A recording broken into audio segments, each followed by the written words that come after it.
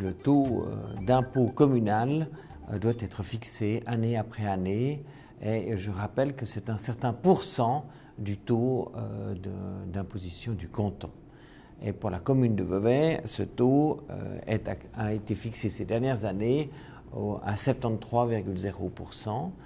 Et la question se pose année après année, est-ce qu'on maintient ce taux ou est-ce qu'on l'élève ou au contraire est-ce qu'on la baisse?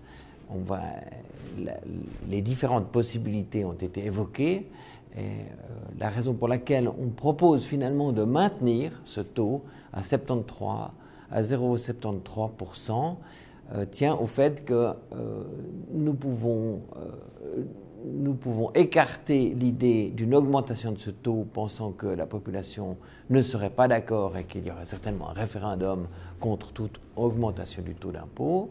De même, baisser le taux d'impôt ne nous paraît pas raisonnable non plus parce que la situation des finances de la commune, sur laquelle je reviendrai dans un instant, n'est pas encore favorable. Donc pour l'instant, la solution est la municipalité à choisir clairement de maintenir ce taux aux mêmes valeurs que les années précédentes, soit 73,0%. La seule question qui se pose en réalité, c'est comment amortir des frais fixes qui sont imposés et qui croissent régulièrement, comme la facture sociale qui est augmentée de 5% chaque année. Donc ça correspond à des montants qui sont supérieurs au rendement des impôts, à l'augmentation du rendement des impôts. Donc ça, c'est un facteur. Un deuxième facteur, c'est la hausse des coûts du report des transports publics sur les communes, que ce soit les bassins, les grandes lignes ou que ce soit le trafic urbain et interurbain. Tout ça, c'est des charges fixes qui s'ajoutent chaque année et qui augmentent chaque année. Donc, comment faire pour réussir à arriver à l'équilibre, qui est l'objectif, l'équilibre des comptables, je précise. Le budget, c'est toujours plus compliqué. Comment faire pour arriver à un équilibre comptable avec des recettes qui progressent à 3% ou 3,5% en ce qui concerne les rentrées fiscales et des hausses de certains frais fixes qui augmentent de 5, 6 ou 10%. Et là, on ne parle pas de petits montants, on parle de plusieurs millions qui augmentent à ce rythme-là.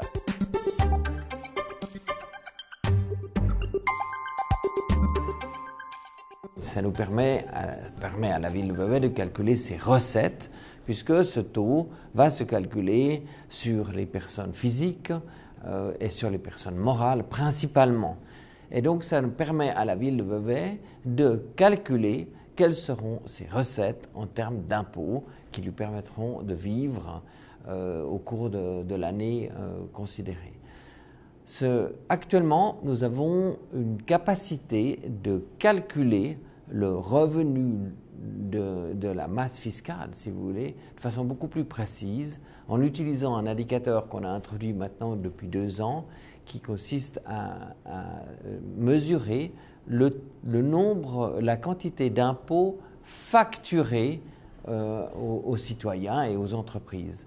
Et ce taux, évidemment, fluctue, augmente progressivement, cette valeur augmente progressivement au cours de l'année, puisque au début de l'année, vous n'avez pas rendu votre déclaration d'impôt, mais après 3-4 mois, vous l'avez rendue. Une partie de ces déclarations d'impôt sont rapidement vues par le service fiscal, et puis on sait progressivement quelle quantité et quelle masse financière ça va représenter.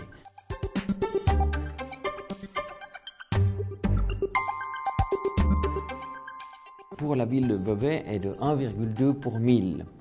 Et puis, la proposition a été faite par la municipalité d'augmenter ce 1,2 pour 1000 à 1,3 pour 1000, ce qui représente de très modestes augmentations pour les propriétaires fonciers, mais qui quand même pour la municipalité, ce petit changement représente quand même 300 000 francs.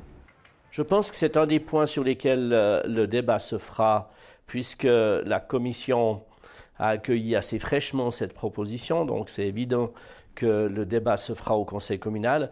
Il y a un deuxième point qui fera débat, mais pas forcément d'une manière très partagée, j'entends, ou très antagoniste, c'est que la municipalité aurait désiré pouvoir se dire jusqu'à la fin de la législature, on garde le même taux, puisqu'on a fait tout le début de la législature avec le même taux, qu'on a toujours le même taux d'ailleurs depuis la législature précédente. On essaye de dire, on fait en une fois le taux pour 2015 et 2016.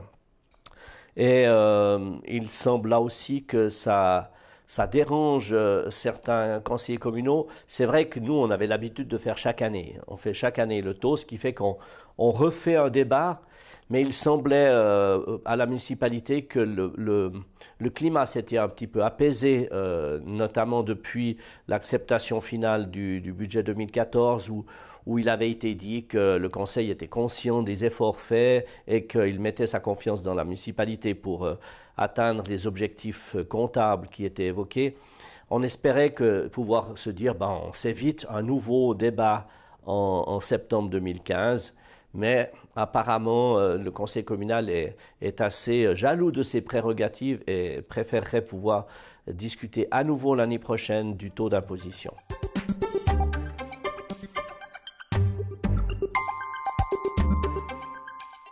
Les gens ont de la peine à comprendre que Vevey soit à la fois endetté et très riche.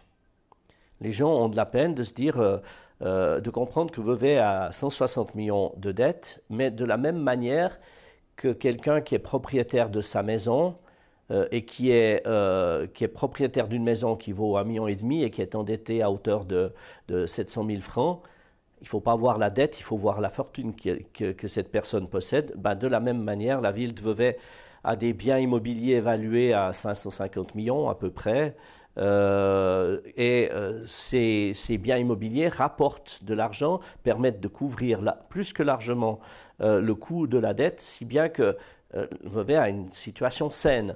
Naturellement que l'objectif n'est pas de laisser monter la dette en permanence, si bien que nous devons essayer non seulement d'augmenter notre taux d'autofinancement, mais également d'avoir peut-être des années où nous aurons un peu moins d'investissement à faire, qui nous permettra peut-être même d'abaisser la dette.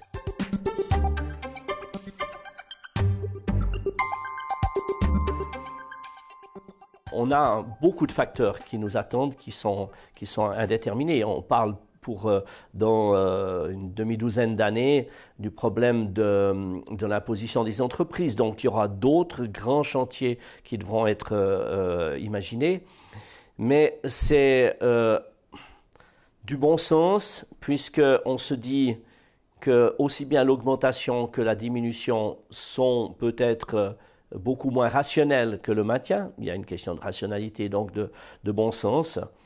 Mais c'est évident que ça rend malgré tout la tâche difficile, parce qu'on doit réussir à absorber avec un taux d'impôt qui reste le même, des dépenses qui sont en augmentation.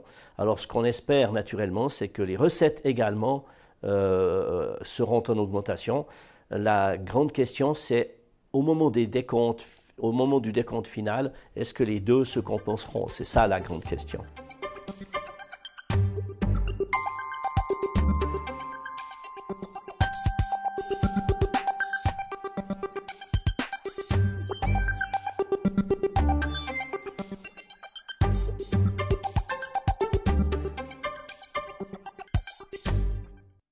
Serge.